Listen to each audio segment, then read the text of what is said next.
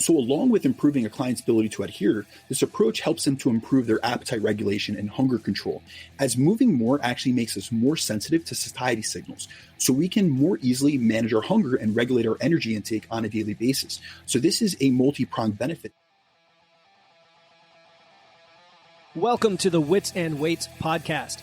I'm your host, Philip Pape, and this twice-a-week podcast is dedicated to helping you achieve physical self-mastery by getting stronger, optimizing your nutrition, and upgrading your body composition. We'll uncover science-backed strategies for movement, metabolism, muscle, and mindset with a skeptical eye on the fitness industry so you can look and feel your absolute best. Let's dive right in. Welcome to another episode of Wits and Weights. Today we're talking about energy flux and living a high energy flux lifestyle with the one and only Brandon DaCruz, who I am stoked to have on the show today. He's going to lay out the research, he's going to clear up the misconceptions, teach you how to apply this concept to your life, and we're going to dive into body composition, metabolism, movement, and as always, upgrading and optimizing your results in the gym and in life. Brandon is, in my opinion, one of the prodigies in the industry when it comes to anything related to evidence-based nutrition, to changing your body composition and physique, increasing performance, and perhaps most importantly, coaching people from an informed, compassionate place. Brandon's always dropping truth bombs on social media and in his Chasing Clarity Health and Fitness podcast. And I've personally been listening to his work for a number of years, as he's been on countless podcasts since probably around 2020. And I'm honored to have him here to share his experience directly with the Wits and Weights community. Brandon is an online nutrition and physique coach, educator, internationally published fitness model, and national level NPC competitor. He's been featured in Men's Fitness Magazine, Muscular Development, Bodybuilding.com, and the Alan Aragon Research Review as a contributing author. Brandon spent the past 14 years working in the fitness industry and believes in taking an evidence-informed approach where he blends what's been proven in the research with his own anecdotal and firsthand in the trenches experience, having worked with over 1,000 clients to improve body composition, optimize performance, and enhance health to help his clients achieve their goals sustainably. Brandon, after that introduction, it's truly an honor to have you on the show. Absolutely, Philip. Thank you so much. And I feel like after that type of introduction, man, I'm done. I'm good. You've covered it all and we can let it be. But I hope that I'm able to rise up to those standards and really deliver a lot of value to both yourself and also your audience. Man, and I know you will, because, you know, every episode you're on of every show, I want to listen to it because it's such good information. And you mentioned even before we recorded that, you know, you fit a lot into a short time, and that's okay, right? Because people are going to get a lot of value. So I do my best. Yeah. So let's give the audience a little bit of a twist on that background and that small chance they don't know you yet. So you've had this impressive career. You continue to help countless of people. But I'd like to know, what were those one or two life-changing moments that influenced the philosophy and the values that you have as a coach? Man, that is such an interesting question, because I think this is actually something I really don't get to cover, is really like my background story as to how I even got into fitness or how I got into coaching in and of itself, because my background's a little bit unique as compared to most people. So what's funny is oftentimes I'll get on podcasts or I'll have these interactions with individuals. A lot of times it's about a very, targeted topic. So energy flux, for instance, but I just get on and we start going right into the information, Yep. But rarely have I spoken about like my own personal journey. So I hope, I know that you were interested in doing this. So I hope by doing so, by sharing something with your audience, it'll help to provide some insight as to why I'm so passionate about this, especially about coaching. And then also why I'm always in this pursuit of expanding my education, as my goal in life really on a daily basis is to learn more so I can serve more. So really when it comes down to it, I had quite a different introduction to training and nutrition than many others that I've encountered in this space. And really what it comes down to is when I was a kid, growing up, I was a really competitive athlete, and I ended up becoming very focused and unfortunately narrow-mindedly focused in weight-restricted sports, including martial arts, and then also endurance sports like cross-country, indoor and outdoor track. And if you really think about the commonalities within these sports, you'll see that they have a weight control aspect to them, where being lighter was seen as being an advantage.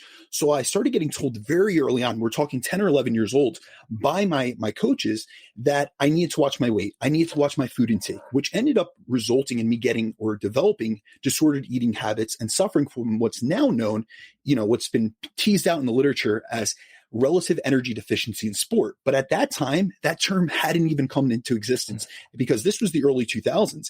And the actual concept of relative energy deficiency in sport wasn't recognized or coined until the International Olympic Committee actually put out a consensus statement in 2014. So I'm about 14 years behind that, unfortunately. But I was basically in a situation of what's called low energy availability, where I would pretty much be training 3 to 4 hours a day, yet underfueling that activity in order to keep my weight down and stay within my weight classes. So due to being in this constant state of low energy availability, I developed a ton of micronutrient deficiencies. So you're going to notice a lot of commonalities of things I speak about because of the experiences I dealt with previously. So if anyone's familiar with my content, they'll know I'm all about nutrient density. Well, it comes from the fact that I've suffered the ramifications of micronutrient deficiencies. I talk a lot about hormone health, and that came from literally having, the hormone profiles of like an elderly individual in my teens due to this relative energy deficiency, and then also other injuries. So in my early teens, I was dealing with all these issues, and what it really, amounted to was having to spend about a year period of time focused on rehabilitating these injuries. And at that time, my entire focus was on sports. So I did anything I needed to do to be able to get back into play. Well, luckily, despite the fact that a lot of these terms and these conditions were unknown in like the scientific literature or even the medical, community at the time, I was sent to a physical therapy clinic or facility ran by 2 individuals, one that happened to be a bodybuilder and nutritionist, and one that was a powerlifter. So really what they taught me was they really showed me the importance of building my body, of strength training, resistance training, and all the benefits that I could have. And then they also, educated me about the importance of nutrition and the need or the benefit of fueling my body, alongside the training that I was doing. So I literally was taught the exact opposite of what I had been doing for years. So this experience helped me to start viewing food as fuel rather than something I needed to restrict. And it also kicked off both my interest and my love for both nutrition, for training. And this is, surmounted into like my greatest passion in life, like learning about these things, applying them and helping others. So it was natural that when I got into what I wanted to do, later on, so I actually got into this condition at 11. I sustained, I kind of continued that until 14. And that's really where I found educators that could help me along my journey. So I owe so much to fitness first and foremost, but also educating myself about it has been something that has really allowed me to help both myself get out of these chronic states of low energy availability and the things that I suffered early on in life, but also to help others. So I feel that as coaches, many of us gravitate towards covering topics and issues that we've dealt with and helping clients avoid the mistakes and the bad experiences we've encountered. So that's one of my main goals with my coaching, as I take what I call a health-centric approach to coaching, where I aim to bridge the gap between research and information and then practical application by striking a balance between what's optimal for a client's goals and what's realistic and practical within the constraints of their lifestyle. Because, a plan could look perfect on paper, but if someone can't execute it, it's useless. It's worthless. Yeah. Yeah, man. So there's a lot of parallels in what you're talking about with what I hear from the general population, even who have not had the athletic background you did and go through the relative energy deficiency from that perspective. You've probably seen your clients yourself, many average clients who've done the yo-yo diets and they've been in this constant state of dieting. I imagine it's pretty much the same thing. It's the same concept. And I know I don't always think of it in terms of a micronutrient perspective, even though it's one of the consequences, but I think that's helpful for people to do that. And then you talked about the building and food is fuel and adding, not restricting. That's kind of the fundamentals behind a lot of what we're talking about here. So do you see that, would you say the parallels are that close, or are there some differences between that athletic profile that you experience versus the general population? So I believe they land on a spectrum. So what I was doing was training 3 to 4 hours a day. Do I see that with my lifestyle or general population clients? No, but here's the thing within my coaching. I don't coach just one niche. That's something I've never done. I've been coaching at this point for 10 years, and I never have, a lot of people will always ask me like, what's your target population or what's your niche demographic? And I've never taken one. Your ideal client avatar. Yeah. I get that question all the time. And here's the thing. I don't have one. And I specifically did that for a very purposeful reason. The reason behind that was I wanted to gain experience with people of all walks of life and all backgrounds. So really, if you were to ask me, like, what does my roster look like? I have everyone from Lifestyle Lisa and Gen Pop Gym to I've taken guys to the Olympia level stage, that are competing at the highest level of the sport in the IFBB. So I have such a wide spectrum of individuals that I work with that it's caused me, or no, more so what it's done is it's pushed me to learn more so I could serve them better. And then also has really stretched the limitations or the bounds of my knowledge, where I've had to keep digging into both the literature and then also what I could apply and practice, and has caused me to learn a lot more. So at this point in my career, I work with a lot of, business owners. I work with a lot of other fitness professionals. I work with a lot of advanced clientele. So the majority of people I work with at this point are intermediate or advanced, and they're really trying to get to that next level. However, I've worked with everyone you could think of with all different states of both, in terms of psychological issues, but also physiological issues. So when we really look at the, parallels between what I went through and what I see with the average clientele. So if we really think about the average person, they've dieted many times in their life. I'll tell you, I do a very invasive or, extensive consultation with people off the bat. And I've never, in the last at least 5 years, I have not had one person come to me once that has not been through multiple dieting cycles before. Yep. And that could be due to what I put out. So that's what I attract. However, the average person that I work with personally has went through multiple coaches. They've been through a lot of failed programs. They've lost weight to regain it, lost weight to regain it again. They've been through these chronic cycles of yo-yo dieting and this recidivism rate where they've felt like a failure in the process. They've been able to attain a goal in terms of losing fat, and we see that in the literature. We see that 7 out of 8 people that go onto a fat loss diet, so approximately 86% of individuals who go into a fat loss phase will lose fat. So it's not that diets don't work. However, we do see a very large recidivism rate where 1 year after completing a diet, generally 70-80% of individuals will have regains all the weight they lost. In 2 years of completing that diet, that statistic goes up to 85%. But within 3 years, we see between 95 to 97% of individuals who have lost weight will regain that weight. So it's not that we fail the actual weight loss process, we fail the maintenance process. And that's where I find a lot of lifestyle clients have been, where they've been in this chronic state of over restriction and then over consuming. And so they're in this cyclical period where they're never really at energy balance, they're never really fueling themselves appropriately, and they're also not where they want to be. So they continue to push themselves with this typical or prototypical approach of eat less, exercise more. Right. And we're going to speak about, some of the fallacies of that and why there's a better approach to it. However, there are a lot of commonalities between, I would say, within a spectrum. So I feel like I encounter or I see a lot of people in low energy availability, which is the number one underlying cause of relative energy deficiency. A lot of people haven't erred to that total, realm of relative energy deficiency, which we really do see in more athletic populations. So I have had individuals in CrossFit or in ballet, dancers. I've seen endurance athletes come to me in that state. It's not as severe for most general population clients, but I will say, if you look at a lot of my content, I cover a lot of the concept of metabolic adaptation. So, the down regulations we see that are diet induced, and I see a lot of people in a down regulated state. Hey listeners, this is Philip Pape, and I'm excited to announce our upcoming totally free 21-day challenge starting December 1st.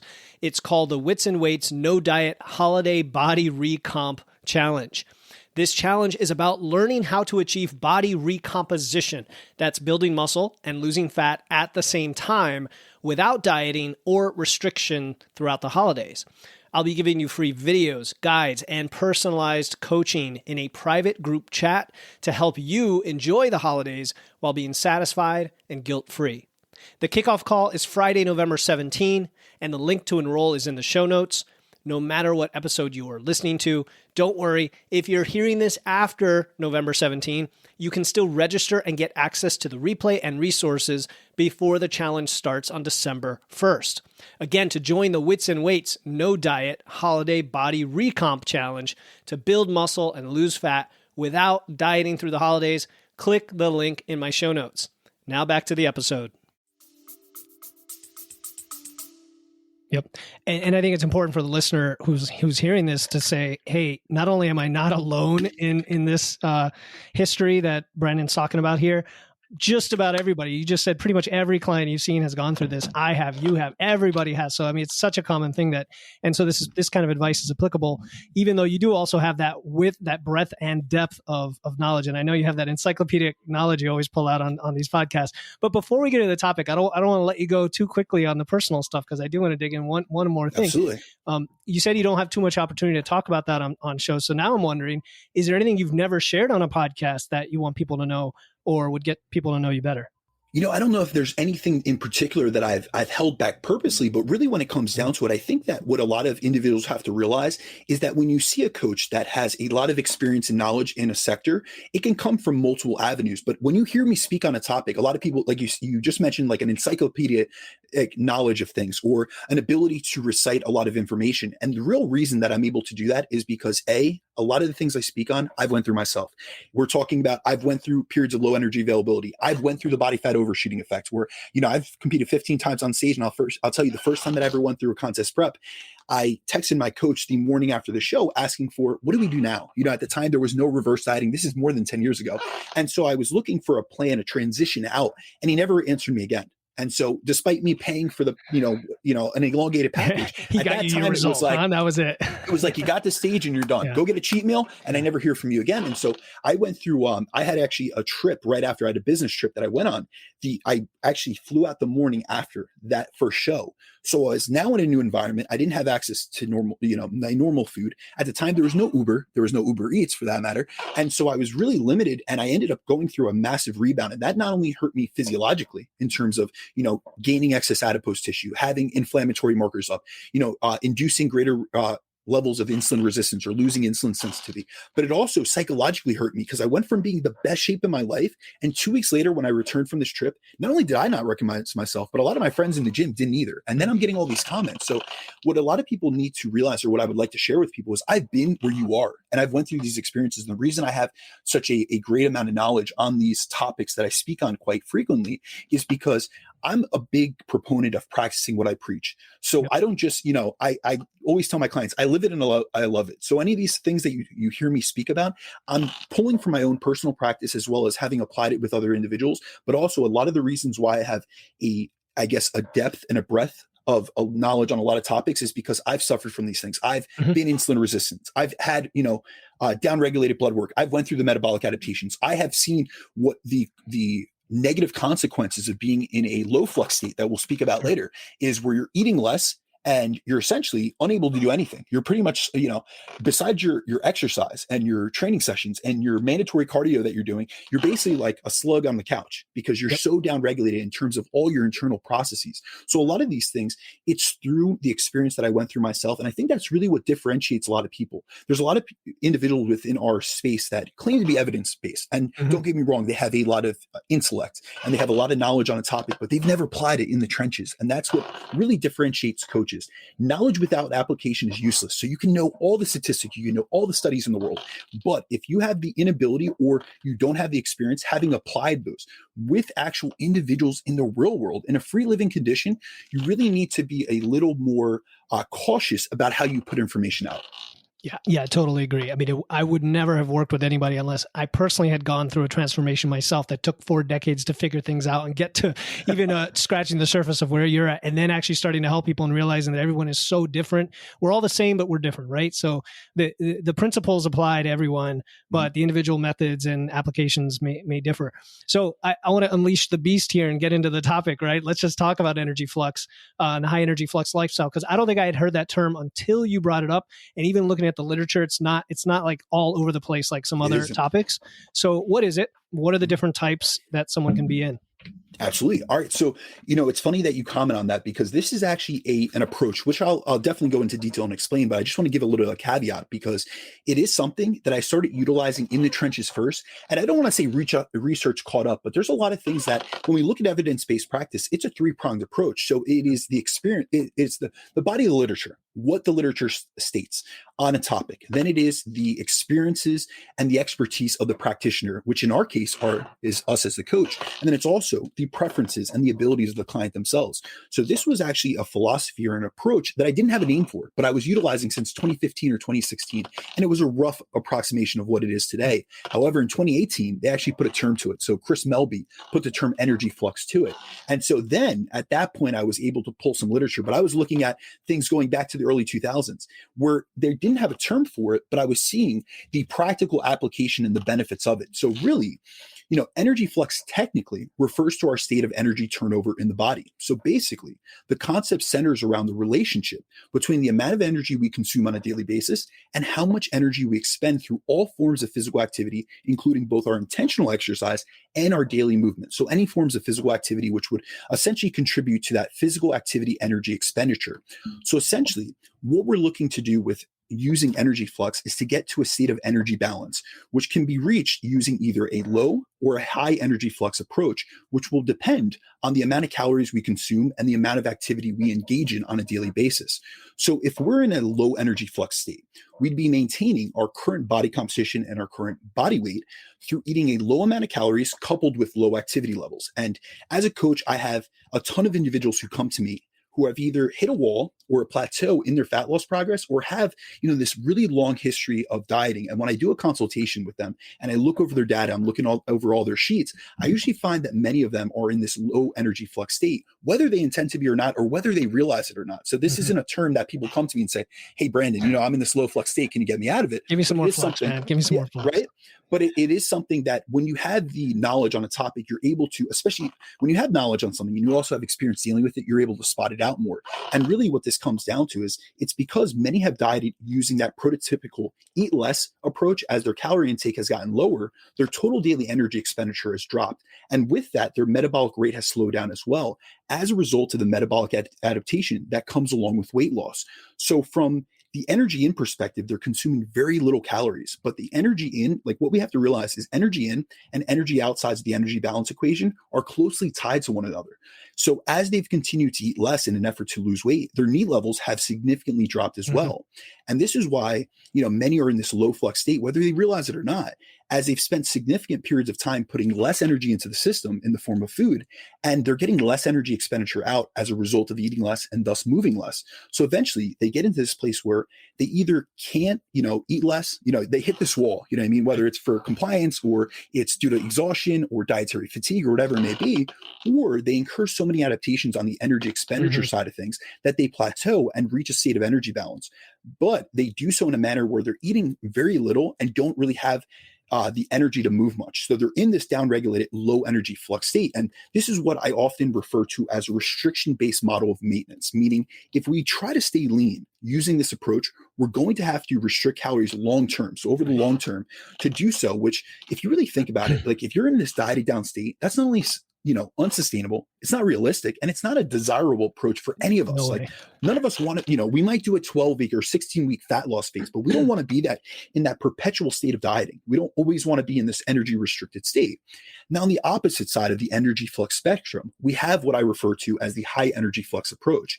And when we're in a high energy flux approach, we're able to maintain both our body weight and our body composition by eating more and being more physically active, which allows us to increase our calorie intake much higher than it is in this lower energy flux state, as the increase in activity is keeping us in energy balance. So we're able to eat more and stay lean despite eating more because it's actually acting almost like a buffer. That activity is buffering out those extra calories. So being in this high energy flux state is more of what I like to consider an abundance-based mindset or an abundance-based model of maintenance, meaning you put more energy into fueling your body, and as a result, your body is able to burn more calories because it has significant energy availability to fuel all these processes. So fundamentally, when we look at the two, the biggest difference between whether we're in a low flux or a high energy flux state is how active we are and how many calories we're eating to match our level of activity. And here's the thing, I want to be very frank and transparent about this, because a lot of times when I speak about this on podcasts, a lot of people kind of take the information that I put out there and they say, oh, we can only do this through high flux. That's not what I'm saying. We could stay lean through either approach. However, within my experience coaching, I've seen the high flux model tend to work better, as most of us, we have to be honest, we have to be transparent. Most of us prefer to eat more rather than eat less. Yeah, it's much more sustainable. And also most people, not only from a physiological standpoint, but also a psychological standpoint, being in a state of chronic restriction is something many of us don't want to do nor can do year round. Yeah, I see that all the time, Brandon, with clients. A lot of female clients come to me. They've been restricting for years. The first thing we want to do is get them out of that, eating more. And they're so surprised often when they find that they don't gain weight, right? Because they're moving more as well at the same time. And then go into that fat loss phase and can eat 200 or 300 or more calories more than they had the last time they did this. And unfortunately, there's diets out there, like some that I'm not going to name, one starts with an O, that actually encourage that low energy flux approach with, hey, go on these restricted calories and stop moving. And it's just a terrible... Stop exercising. Exercise is not effective for weight loss. That's what they'll say. Exactly. It's crazy. Okay, so let's talk about some of the benefits. I do like to nerd out on this stuff a bit, whether the listener too does or not. But if they've stuck with me and subscribed to this podcast, they generally do. Some of the benefits are are beyond just what you said, which is the sustainability and the ability to eat more and do this for the long term. Things like thermogenesis and fat oxidation, right, and satiety, right, because you're eating more, and health markers. Like maybe we can explore some of those other benefits from high energy Flux lifestyle. Absolutely, man. So really when it comes down to it, one of the primary reasons why I've spoken about the high energy Flux lifestyle on so many podcasts over the years, why I've done presentations, like I've flown out across the country and done presentations on this, and why also I'm such a proponent of it is because, because of the benefits that I've seen, not only in myself, because this is something I utilize day in and day out or during specific phases within my own life and have utilized for years, but I've also utilized it with hundreds of clients I've worked with over the years.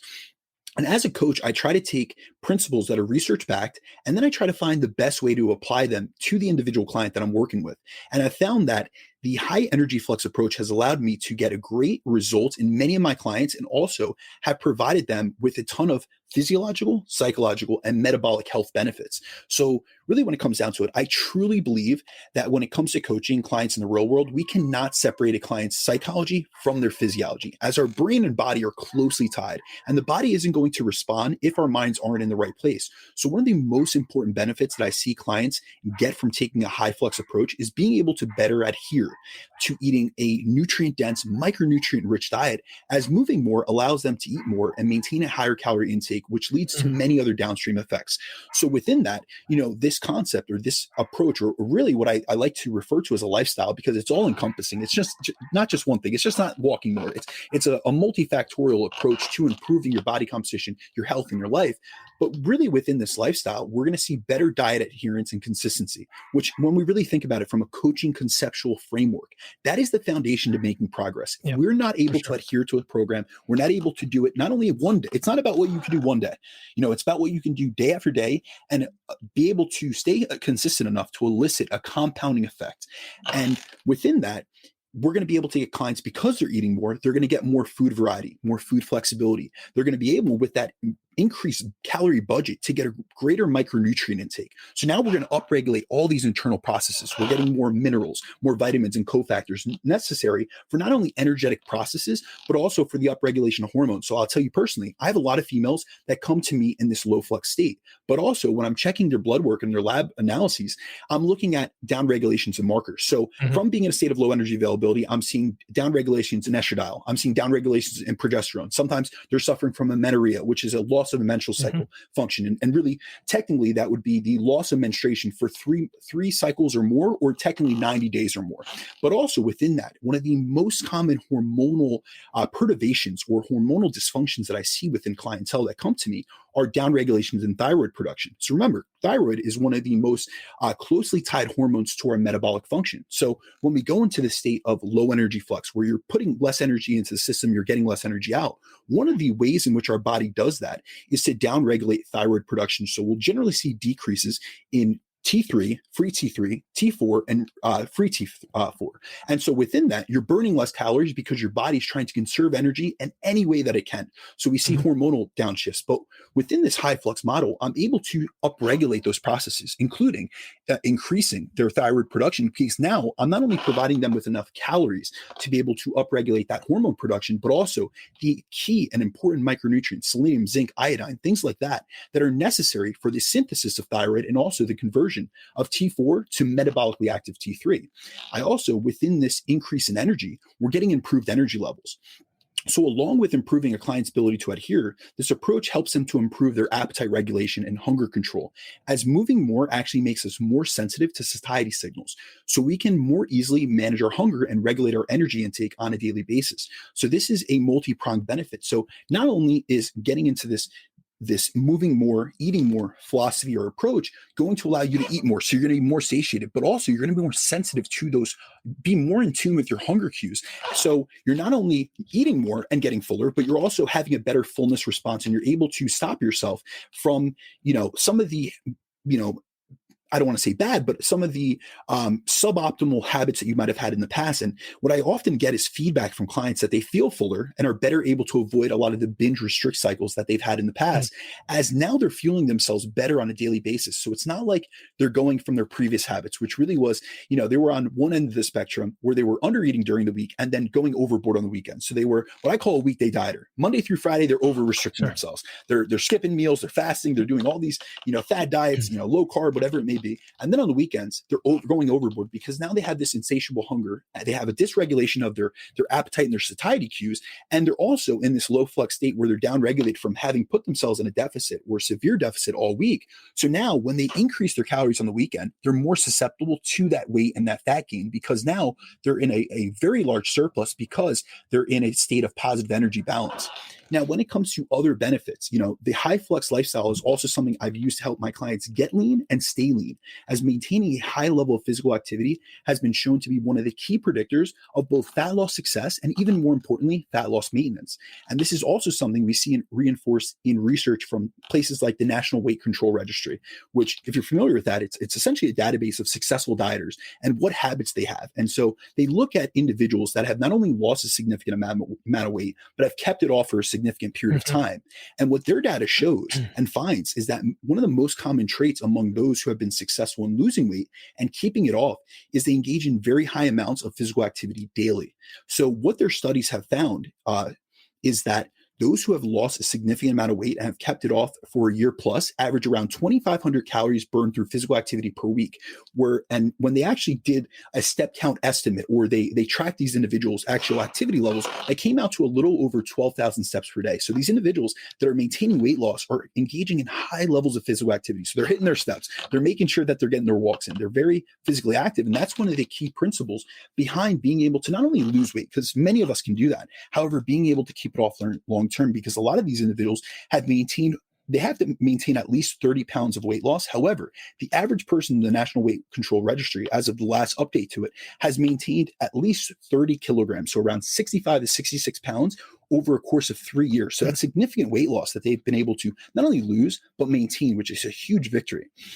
Now, I've also seen many metabolic benefits in the clients I've transitioned into a high energy flux approach, as the increase in activity allows for better insulin sensitivity, better nutrient partitioning, and increases what's called GLUT4 translocation. So now we're able to upregulate the uptake of glucose in the cells without the need for insulin. And within that, I've also seen better blood glucose management. So for instance, I really like habit stacking. So I'm sure you're familiar with James Clear, Atomic Habits, but I'm really like doing things where I'm adding an activity to already existing activity. So one activity we all do on a daily basis, no matter who you are, whether you train or not, we all eat. And so what I have my clients do is I have them utilize post-meal walks. And that's been shown to cause a significant decrease in the area under the curve in terms of both insulin elevation and duration, but also helps with blood sugar management and regulation. And so this is something I see reflective in my clients' fasted and postprandial blood glucose metrics, as well as in their labs. I'm a big proponent of monitoring health. I always say a healthy body is a responsive body. So I'm big on monitoring things like insulin sensitivity. And in those who have had increased their activity and get into this high flux state, I've seen improvements in markers like their HbA1c, their triglyceride levels, and their fasted insulin levels, in addition to those blood glucose metrics that I track on a weekly basis.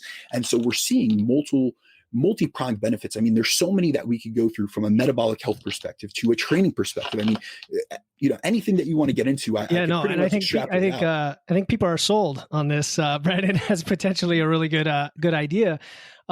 You were actually probably the first person I heard talk about the post-meal walks and comparing it to type 2 diabetes medication. And I tend to refer to that a lot when people talk about blood sugar regulation. Absolutely. And that's actually a fascinating study that they've done on that. So if you want me to expand on that a little bit more, just so the audience gets a little understanding of that, I have no problem doing it. All right. Yeah. So in the early 2000s, they did a lifestyle intervention study. And really what that looked at was looking at the number one prescribed, which it's a great drug. It's called metformin. And now I see that.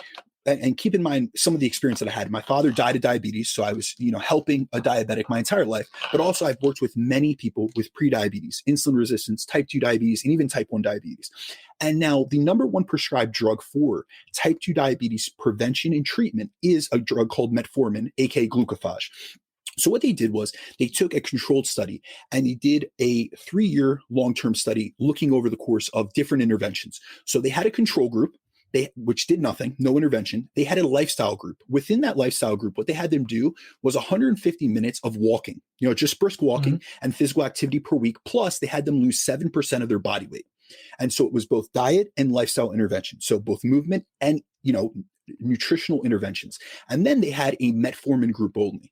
But within the metformin group, the caveat to that is that they use a dose at the higher end of the spectrum. So it was, if we were going to see significant reductions in the indice or the likelihood of type 2 diabetes development, we would see it from that high dose. So I believe, if I'm remembering off the top of my head, it was around 1,800 to 1,850 milligrams. And now the top end of what you would see endocrinologists or doctors prescribe metformin at is 2,000. Now, the starting dose is 500. So this was a very potent dose of metformin. And so within that, they tracked people over the course of 3 years, and they found that those in the lifestyle group were those who utilized the lifestyle intervention, meaning walking consistently over the course of that 3 years, and they lost and maintained that 7% reduction in body weight, were almost twice as or twice as unlikely to develop type 2 diabetes as those in the metformin group. So that's where we get that quote where post-meal walks are twice as effective as metformin. I believe it was like a 30% difference between the two. So it wasn't exactly twice. However, it was very statistically significant in terms of the differentiation between the improvements and the reductions in type 2 diabetes advancement in the lifestyle group as compared to the best drug we have in the market. So when I say movement is medicine, I mean, we have research, and then we also have like the practical things we see in the trenches. And so it really, that's just research that reinforces so many of the benefits that we see, especially from like a blood glucose perspective, a metabolic health perspective. We see that, it lowers the insulin area under the curve. It lowers blood glucose levels. And also really when it comes down to it, when we have muscle is our biggest metabolic buffer. It essentially acts as a glucose sink. So the more muscle you have, the more you move it, the more it's almost like a drain.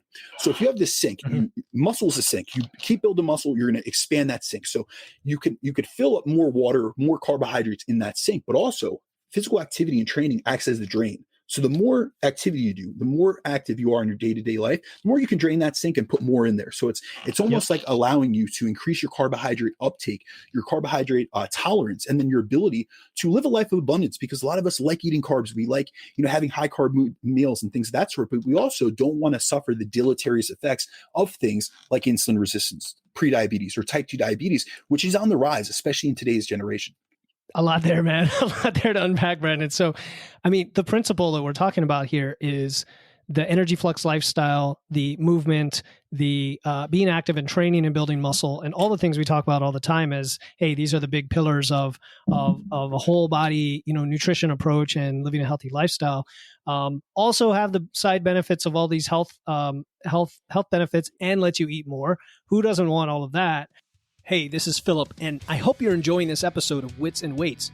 If you're finding value in the content and want to stay up to date with all our latest episodes, be sure to hit the follow button on your favorite podcast platform. By following, you'll get notified whenever a new episode comes out, and you won't miss out on knowledge and strategies to level up your health and fitness. All right, let's get back to the episode. So somebody might be listening thinking, okay, from a practical perspective, if I had the typical story most people have of the yo-yo dieting, and I want to start this and I have a little excess weight to lose, because what we're talking about here mostly is either maintenance or fat loss generally. Maybe we can also talk about on the building side where this is relevant, but maintenance and then fat loss. Where would someone start? Because I'm guessing you don't want to just get them right into fat loss and the stressor that comes with that, as well as all the other habits that they haven't developed. How exactly would you walk them through that to develop an energy flux lifestyle and then say, okay, now let's hit the gas pedal because this fat loss is going to be so much easier? All right. So I'm going to try to do this as concisely as possible because it is a very detailed process. So if I was to take you through my process, we'd be on an hour consultation just discussing it just for you and I.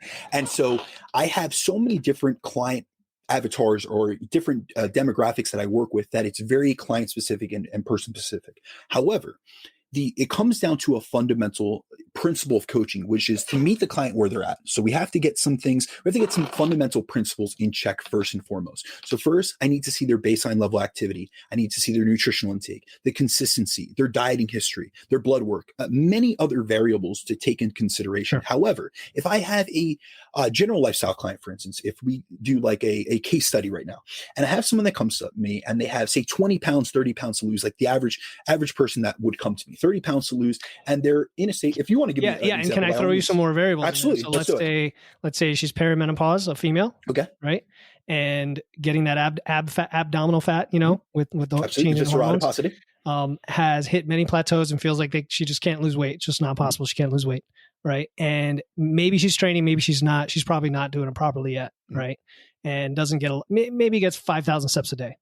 Is that some good data to start with? Yeah, absolutely. So first and foremost, if I get anyone in perimenopause, I'm going to do a large educational component on the efficacy and the necessity of resistance training. Because what do we see in perimenopause? In the transition to menopause, which could be a 5 to 10 year transitionary period. And I tell you, I work with so many women in that transitionary period.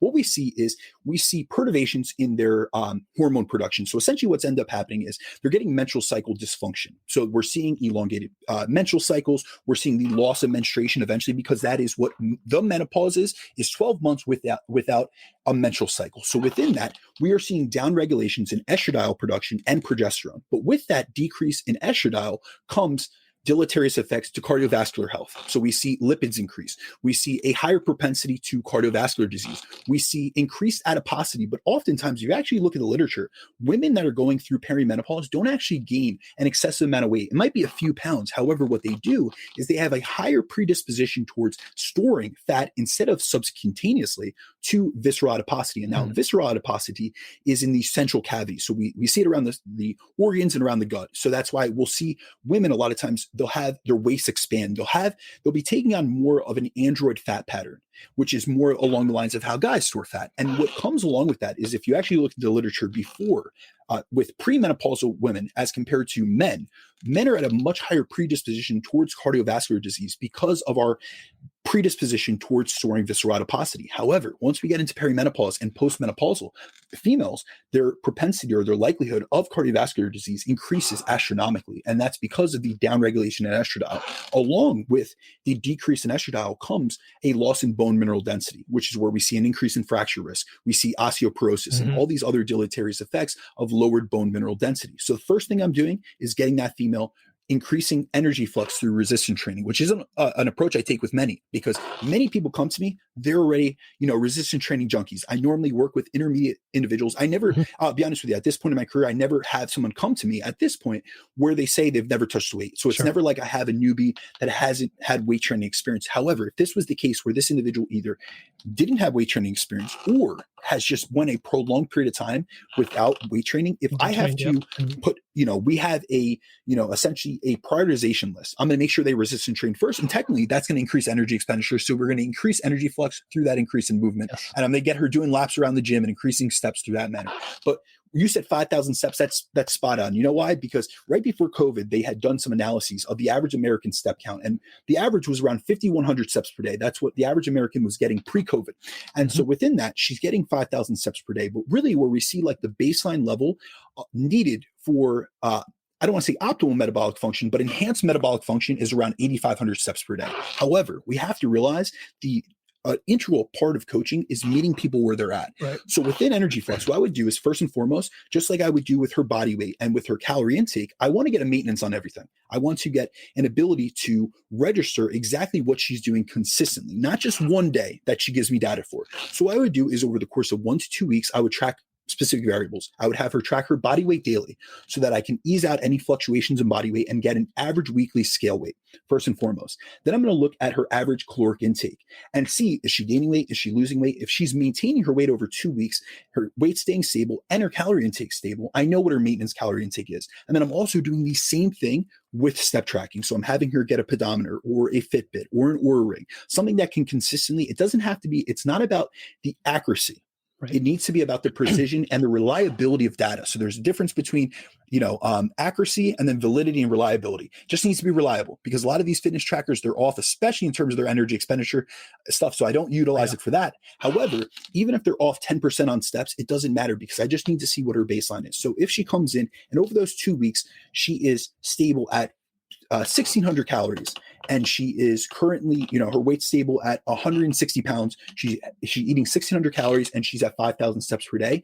This is where first adjustment I'm going to make is on the nutritional front. So I always say eat more, move more. It's not move more first, because that's a big misconception that a lot of people have. They automatically go to the move more first.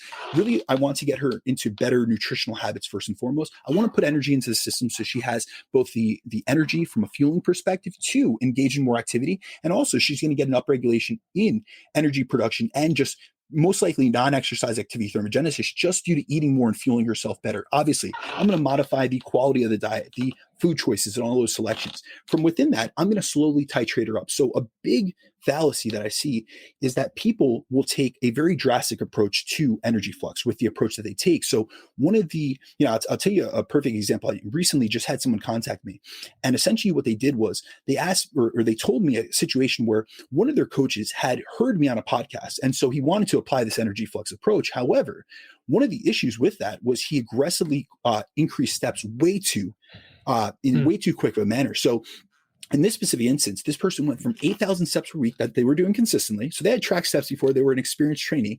They went from 8,000 to 15,000. Now, here's the thing that makes no physiological or rational sense.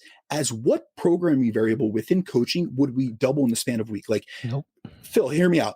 If you saw someone come to you and they had doubled their training volume in a week, or they had doubled their calories in a week, that drastic of an increase not only is going to put so much stress in the system, but it's going to throw so much noise into the signal. We can't even differentiate what's going on or how compliant that person can be or how consistent they can be with that. So really, it's about meeting them where they're at. If she's at 5,000, I may just make a bumpy week of 100 calories and 1,000 steps. See where she can respond, and from there, I'm going to be moderating both her biofeedback in terms of how her body composition changes, especially we've added resistance training. We've improved your food quality. We've probably increased protein. Now she's most likely, I see a lot of women in this situation where they're recomping. And so she's going to have improvements in body composition first and foremost, but also energy. She's going to have higher amounts of energy expenditure. So we've upregulated all these systems that have been downregulated. And that is an important component of people, or especially women that are in perimenopause, because what we see is they have a redistribution not only of body fat in terms of storing more visceral fat, but they also have a loss in lean body mass due to the decrements in the hormones that they have. So that's why I said I would start with resistance training with this female in particular, because we need to offset that.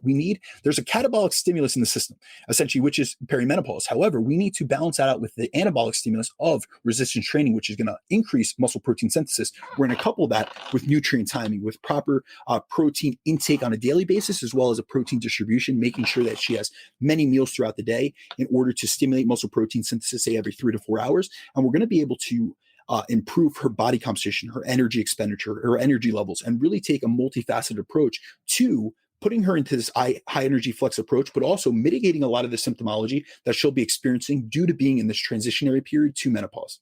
Yeah, that makes such sense. And I love that you just jumped right out with, hey, strength training, pillar number one, because that makes such a huge difference. I've seen that with clients, and I do have more newbie clients that haven't trained, and it's so rewarding to get them into that and just to all of a sudden see all these extra benefits you wouldn't think, including moving away from that obsession on the scale as you start to see your waist size go down and the visceral fat start to get reduced and you feel better and all these things.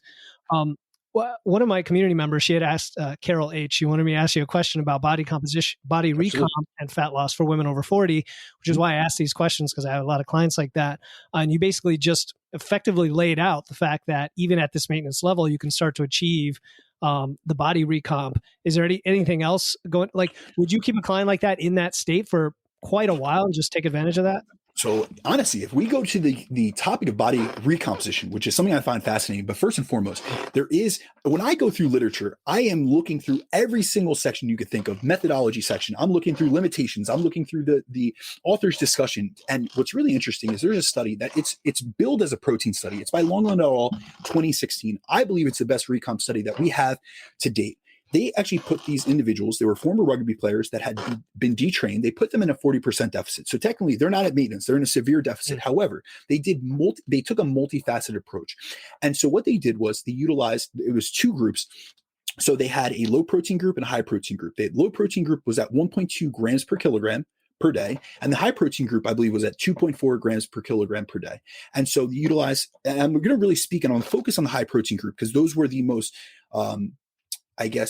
astronomical benefits that we saw, and something that's really applicable to anyone that has a body recomposition goal. So right. And just to convert that's a little over a gram per pound. Just absolutely. So 2.2 grams per pound would be technically 1 gram. So we're looking at about 1.1 grams per pound. So a high protein approach in a deficit. And so what they did was they used a multifaceted approach. But if you were to just read the abstract, you would never see this in the study. You really have to get the full text. You have to look through all this stuff. But really, when you tease it out, they took the multifaceted approach, and this is what they did. They did a high protein approach. They used a large energy deficit, but they utilized it over a short period of time. It was a 30-day trial. And so within that, they used 6 days of resistance training. So they did a combination of high intensity interval training as well as, higher volume, so moderate to high volume resistance training, hard training sessions to failure. So we have an effective stimulus, and then they had an activity component, which you have to really like tease through. They don't actually overtly say that, but when you actually look at their pedometer and their activity data, they were averaging 12,000 steps per day. So it was multifaceted, high protein. There was high protein, moderate carbohydrate in that higher protein group, low fat. It was an extreme deficit. That's not what I'm recommending, but they saw one of the most substantial increases in fat-free mass and a loss in body fat within that 30-day period. And so they showed substantial recomp. So this is where we take those findings and we apply it a little bit differently to someone that wants to recomp at maintenance. So where we include all these components that are necessary for body recomposition. So we're going to look at high protein intake first and foremost. So we're maximally stimulating muscle protein synthesis. If that person's at maintenance or even if they're in a slight deficit, because really when it comes down to body recomposition, I really like putting people right in a slight deficit. So we're oxidizing body fat. So we'll put them in a slight deficit. We will put them at a higher protein intake. So they have, they're able to maximize muscle protein synthesis. They're able to rebuild and actually build tissue. And then from there, we're going to utilize the combination of resistance training. So all their high intensity effort is going to be in the gym. And then outside of that, we would use walks. We would use steps to get low intensity activity that's non-stressful. And actually, when you actually look at the benefits or the research behind walking, it's one of the only activities where it's going to, not only decrease stress and cortisol, but it's something that it's one of the only physical activities that are actually going to decrease cortisol, and it puts you in that parasympathetic state. So it helps to balance out the stress. It's a form of recovery. It's a form of cardio that helps you recover. Yeah. And really, when we look at, I'll tell you from my own experience with trainees, is I actually see it improve their training performance because they have an upregulation in their training capacity. So that improvement in aerobic fitness has a ton of carryover into their training performance and their recovery capacity. So not only is their recovery capacity improved in between sets. So I'm talking about, if I was to tell a client to do a higher rep set of hack squats prior to doing or utilizing this higher energy flex approach, they're gasping in between sets and they're needing 3 to 5 minutes. What they're able to do is really improve their work capacity, but it's mainly through the fact that they have better aerobic fitness, they have better nutrient delivery, they have better blood flow, which is helping all the recovery capacity, but they have better endurance and better aerobic fitness in between sets and in between workouts. So we're seeing this benefit, this multi-pronged benefit. And then from there also, when you're more active, you have better aerobic fitness, you have better cardiovascular fitness. It applies to not only in the gym. A lot of times we're always thinking, especially as trainers, we're always thinking very narrow-mindedly in the 1 hour a day that we spend in the gym, but it's benefiting all other aspects of their life. So with this woman, if she's a mother, for instance, I work with many, mothers or business owners that are women that are, type A individuals. They have so much going on. They're highly stressed. So now instead of having them in HIIT classes, breaking down their body in a catabolic state and they're overly stressed and adding to that allostatic load where all their stresses are contributing to, decreases in sleep quality and increases in cortisol and all these negative ramifications. What I'm doing is I'm helping them de-stress by doing an activity like walks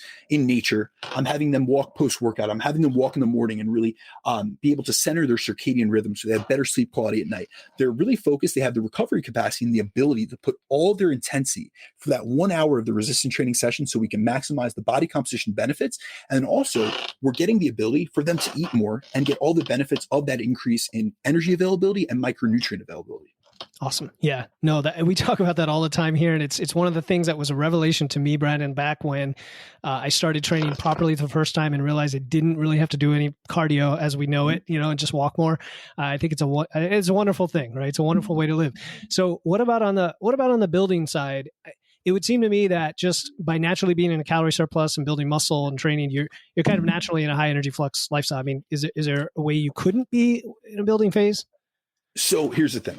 Yeah. There is a difference. You can technically be, from the literature perspective, in a high flux state by just eating more and having your body weight go up. However, you're not getting the actual advantageous benefits that I'm speaking about of being in a high flux state. So for instance, if you are in a building phase, however, you are becoming more sedentary, really you're just allocating time towards the gym and towards eating high amounts of food. Technically, you are in a high flux state because your body weight's going up. So it's increasing your energy expenditure. Keep in mind that one of the largest amount, if we look at our total daily energy expenditure, 50 to 60% of the calories you burn per day comes from our BMR, which is mostly tied to our amount of fat-free mass and our total body mass in general. So for instance, Phil, if you're to gain 20 pounds, it's going to, increase your BMR, whether it's fat or it's muscle. And so within that, you're burning more calories and you're technically eating more calories. So technically looked at it and we're really technical about it, you're in a high flux state, but you're not in a high flux state that could apply to people that are overweight actually. So actually in the literature, they have sections where they look at obesity as a state of high energy flux, but it's a negative adaptation of high energy flux because your body's burning more just due to the fact that you have more fat-free mass and fat mass and you're eating more. However, you're suffering from insulin resistance, metabolic syndrome, and all the deleterious effects of, being, over fat essentially. And so we want to make sure that we're coupling activity with the increase in calorie intake, as well as with the progressions we're making our training. So I would keep someone in a higher energy flux state and make sure that their step count is, I don't want to say massively elevated, but is at a state at least 8,500 steps or more per day, just due to the fact that we see better insulin sensitivity, we see better blood glucose clearance, we see better triglyceride clearance in resistance or in challenge tests when someone is at 8,500 steps per day or more as compared to 5,000 steps and 2,500 steps. And they've done, exercise resistance studies where they've looked independently at those who have lower step counts and they do exercise, but they don't get the metabolic benefits. So here's the thing. And this is a massive thing for those that are resistance training, especially in the building phase, because, I remember this philosophy where, I came up in the boards early on in the 2000s, and a lot of the guys in the powerlifting, like Jim Wendler and guys like that, what they would say is, don't walk if you could sit, don't stand if you could lay. Like this philosophy, like do less essentially. And that's great for not expending a lot of calories and massively increasing your body weight. But a lot of deleterious effects come with that. Increase in insulin resistance, increases in fat mass, triglyceride levels being off, higher cholesterol, all these, higher blood pressure, all these deleterious effects. And we want not only a lean physique that looks well, but we want it to function well and internally look healthy. And so within that, I would make sure that someone is at least staying active, going for post-meal walks. I'm monitoring their blood glucose as well. So I'm looking at their indices of insulin sensitivity and that everything is going in a progressive fashion. And there's going to be periods of time that you're in a progressive building phase for an extended period of time. And those markers get out of line, even if you're doing steps. And that's where we pull back and we use a phasic approach, utilizing the principles of nutritional periodization to utilize something like a mini cut. So I'm a big fan of about a 4-to-1 paradigm. So 4 times the amount of time building. So say, for instance, I'll give you a perfect example. If I have a client and we've went through an 8-month building phase, and now they're starting to see some of the detriments, because we can't push just with all things in life, you can't push in one direction too much before facing some consequences of that or facing some pushbacks from the system, because there's a price to play in everything in physiology. For every gimme, there's a gotcha. So you keep pushing on the building phase. You keep pushing in a surplus. You're starting to amount and accumulate more body fat. You're starting to see decrements in your insulin sensitivity. Your blood glucose is starting to rise. You're starting to see your appetite regulation be diminished. So now you're constantly full. You're having digestive issues. You just really don't have the desire to, eat first and foremost, but also you're seeing decreases in your training performance because you're constantly lethargic. That's when we would pull back and we utilize something like a mini cut or a cleanup phase. And we would utilize something like an aggressive deficit for a short and truncated period of time to alleviate a lot of those symptoms, to drop off some body fat, to increase insulin sensitivity, to regulate your appetite again, so you actually have some hunger. And so it's this push and pull as all systems in life. And even within the concept of energy flux, it's not that you're in a high flux approach all the time, or that your steps are constantly, if I have a client and, during their fat loss phase, they're at 10,000. That doesn't mean during their building phase, it goes to 12,000. Their next phase, it goes to 15,000. Sure. There's titrations in and out of the system. So based on their goal, there's a lot of times, for instance, one of my clients, he has a very successful podcast himself, Jeremiah Bayer, called the Living Lean Podcast. And, recently I had him at a certain step count during his fat loss phase. I had lowered it during his reverse dieting phase or his recovered dieting phase. And then we were in a building phase and I had kept it constant because we were really seeing a lot of progress. He was maintaining a great body composition. Insulin sensitivity was in a great place. And he was someone that suffered from dawn phenomenon. So he has elevated fasting blood sugar in the morning. So I wanted to keep that in place. However, we've gotten to a stage where he's eating so many calories per day. I mean, his training days, it's over 4,200 calories per day. And we're really pushing things. And he's seeing a stall in body weight. And it was because he ended up, he admitted this later, but he was doing a little bit more steps than I had programmed for him. So we just pulled back on that. Yeah. So he was essentially expending too much energy. And that's a tool. And we have to realize everything within coaching, whether it's energy flux, it's nutritional periodization, it's macros, anything that we utilize are tools. And we have to utilize the right tool at the right time. And that doesn't mean, that's another misconception. Energy flux isn't always about titrating up, or it's not about hitting a specific amount. It's about taking someone where they're at. And especially if their goal is to either lose fat or get lean and stay lean, it's about titrating up from where you are now and incrementally increasing calories and steps, in a manner that we're seeing positive indices or positive improvements in your biofeedback, your body composition, how you feel, how you look, how you perform. However, there's going to be negative drawbacks. So I've had people, contact me that they're like, hey man, I'm doing 30,000 steps per day. Do you think I should go up? And I'm like, I need some context first and foremost. However, it seems like you're doing an awful amount of activity and they're in a situation where they're not gaining any muscle, or their performance is starting to see decrements. And that's where I'm like, listen, it's not always, yes, I say that the statement, eat more and do more. However, or eat more and move more. Yeah. It's relative where you're at, what your goals are, and what your body's response is. And what you have to realize is there can be such a thing as too much of a good thing. Sure. Awesome, man. Okay, this is great. The listeners are going to love this. We talked about a lot. I know you have a hard stop in like 3 minutes. So you said you'd be willing to come on again, because I have about a million other questions. And normally I would ask this question. I don't want your answer today, but the listeners expect it. And it was, what one question did you wish I had asked? And what is your answer? Well, we're going to hold that so that the next time you come up, you can be prepared. We'll ask that at the end after we get to the rest of our questions. So where can listeners learn more about you, Brandon? Absolutely, my man. Well, listen, guys, I am always available. This is something, education is a big component of who I am as a person. I really believe in empowering others through education. So first and foremost, you guys can all find me on Instagram at Brandon DaCruz _ I have not missed a post since 2017. So that was a vow or a promise I made myself. I would give back into the community. So every single day you're going to see an educational post. Another thing, you guys can all contact me on email, which is bdacruzfitness@gmail.com. And the third thing is I host a podcast. So this is something I actually didn't mention in my intro, unfortunately, but I host a podcast. I was on, Philip mentioned, I've been on like 200 podcasts, but finally last year, a close friend of mine convinced me to do a podcast of our own. So it's called the Chasing Clarity Health and Fitness Podcast. And it's done with a very good friend of mine and fellow gym owner and coach himself, Jeff Black. And I would love you guys to check it out. I'm sure that we have a very similar, audience or listenership. And so I would love to be able to educate you guys in that capacity as well. No doubt. And I'm a listener myself. So guys, I'll put the IG and email and Chasing Clarity podcast. And since you are listening to a podcast, it's very easy to just go find it and follow it right now. Brandon, man, thanks so much. It's been a pleasure. Truly an honor to have you on the show. Of course, my man. Looking forward to round 2 already. Likewise. If you've been inspired by today's interview and are ready to take action and build momentum on your health and fitness journey, just schedule a free 30-minute nutrition momentum call with me using the link in my show notes. I promise not to sell or pitch you on anything, but I will help you gain some perspective and guidance so we can get you on the right track toward looking and feeling your best.